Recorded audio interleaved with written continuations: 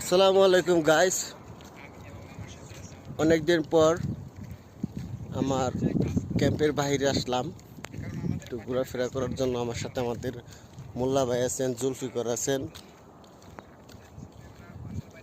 এখানে আসছি নতুন, আগে যেখানে থাকতাম সেখানে বাহিরে কাজ পেতাম, এই জায়গায় আসার পরে কোনো কাজ পাওয়া যায় না। এই জন্য বাহিরে আসলাম, আজকে ঘুরে ফিরে দেখতেছি কোথাও কাজ পাওয়া যায় কি না।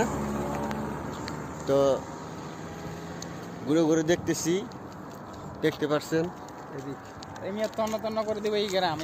গ্রামটা তন্ন করে খুঁজবো কোথায় কাজ পাওয়া যায় কিনা, ইস্তারার কাজ, কোনো নাদাফা কাজ, দেখি কোথাও যে কোনো কাজ পাওয়া যায় কিনা।